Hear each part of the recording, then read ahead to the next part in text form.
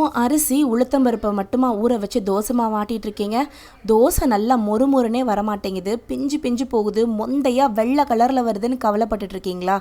நீங்களும் இதே மாதிரி கிறிஸ்பியான தோசை சுடுறதுக்கு இந்த ரெசிபியை ஃபாலோ பண்ணிக்கோங்க. இப்போ ஒரு பாத்திரத்தில் 4 கப்பு இட்லி அரிசி, 1 கப்பு உளுந்து, 2 டேபிள் ஸ்பூன் கடலப்பருப்பு, 2 டேபிள் ஸ்பூன் துவரம்பருப்பு சேர்த்து நல்லா வாஷ் பண்ணி எடுத்து வச்சுக்கலாம்.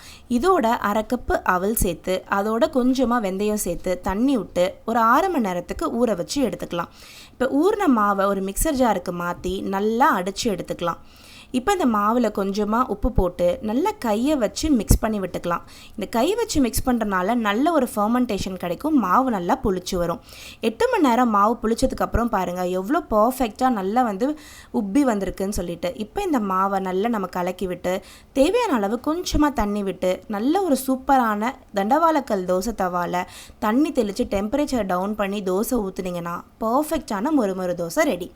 இந்த தண்டவாளக்கல் வாங்கணும் அப்படின்னா நம்மளுடைய ஸ்டோர் ராஷ் குக்வேர்ஸில் அவைலபிளாக இருக்குது. www.rashcookwares.in வெப்சைட்டை செக் பண்ணி பாருங்கள். கமெண்ட்டில் தோசை தவான்னு கொடுத்தீங்கன்னா டேரக்ட் லிங்கே உங்களுக்கு அனுப்பி விடுறேன். நீங்களும் இந்த ரெசிபியை ஃபாலோ பண்ணிவிட்டு தோசையே வராது அப்படின்னு ஃபீல் பண்ணுற ஃப்ரெண்டுக்கு ஷேர் பண்ணி விடுங்க.